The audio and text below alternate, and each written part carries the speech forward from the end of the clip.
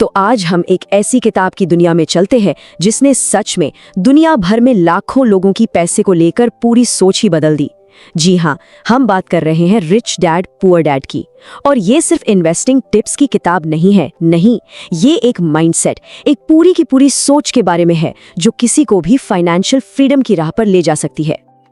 बस ये एक लाइन, यही इस पूरी फिलॉसफी की नींव है। ये हमें पैसे को देखने के दो बिल्कुल अलग अलग नजरियों के बीच लाके खड़ा कर देती है। एक रास्ता है वो जो सब चलते हैं, पारंपरिक सोच का, और दूसरा है वो जो वित्तीय आजादी की तरफ जाता है।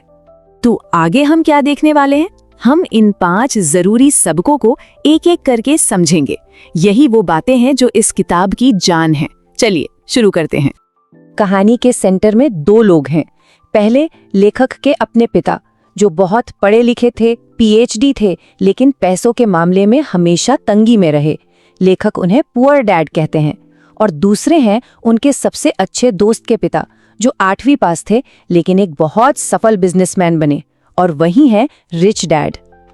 और इन दोनों की सोच में जमीन आसमान का फर्क था।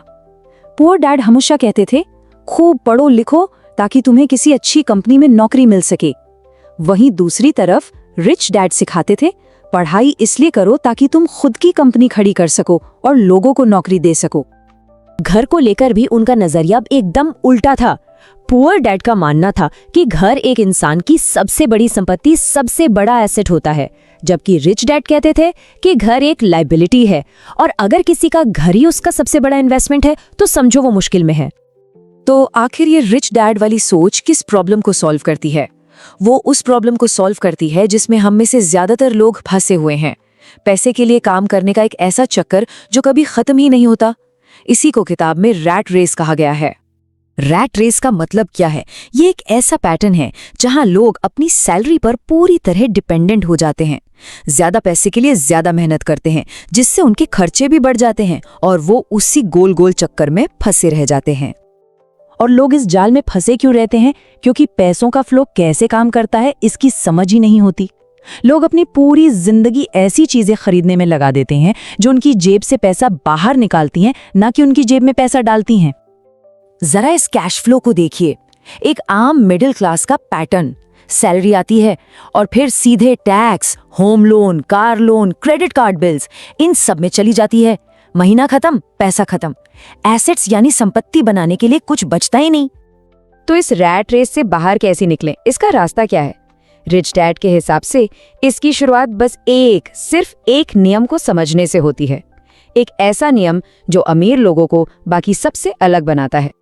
तो सवाल यही है, वो कौन सा एक नियम है, वो कौन सी एक समझ है जो किसी को भी फाइनेंशियली फ्री बना सकती है? और जवाब हैरान करने वाला सिंपल है। एसेट और लायबिलिटी के बीच का फर्क समझना होगा।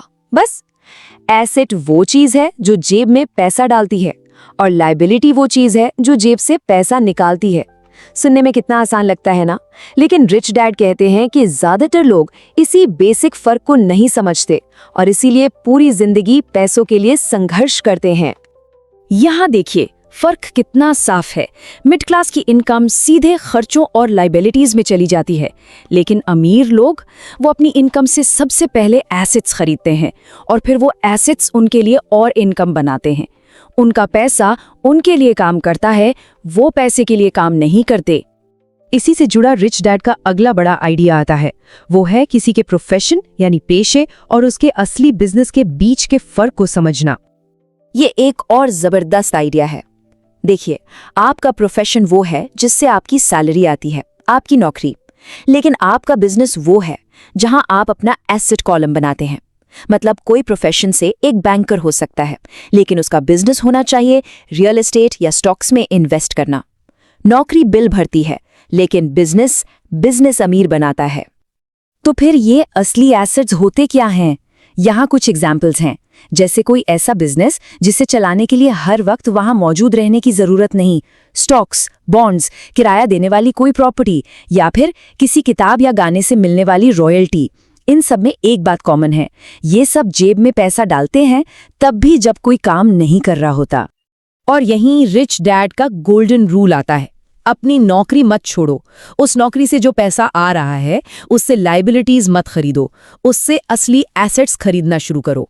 अमीर लोग लग्जरी की चीजें सबसे आखिर में खरीदते हैं, जब उनके एसेट से आने वाली इनकम इतनी हो कि वो उसका खर्च उठा सकें, जबकि बाकी लोग वो सबसे पहले खरीदते हैं, अक्सर लोन पर। अच्छा, अगर ये सब इतना ही आसान है तो फिर हर कोई अमीर क्यों नहीं बन जाता? क्योंकि किताब के मुताबिक सिर्फ ये सब बातें जान लेना ही काफी नहीं है। कुछ ऐसी अंदरूनी रुकावटें हैं जो हमें आगे बढ़ने से रोकती हैं। किताब में इन 5 मुख्य वजहों के बारे में बताया गया है: डर, शक, आलस, बुरी आदतें और अहंकार। मतलब सिर्फ ये जानना काफी नहीं है कि करना क्या है, इन अंदर के दुश्मनों से भी जीतना पड़ता है। और इन सब में सबसे बड़ी रुकावट है डर, पैसा खोने का डर। और ये डर सबको लगता है, अमीर लोगों को भी। लेकिन रिच डैड कहते हैं कि असली फर्क इस बात से पड़ता है कि कोई इस डर को हैंडल कैसे करता है। अमीर लोग हार को सीखने का एक मौका मानते हैं, जिंदगी का अंत नहीं। तो आखिर में ये पूरी फिलॉसफी एक ही चीज पर आकर टिक जाती है, चॉइस, यानी चुनाव। हाथ में आने वाला हर एक रुपया, हर एक डॉलर एक ताकत है, और इस ताकत से अपनी किस्मत तय करने की शक्ति सिर्फ और सिर्फ हमारे पास होती है।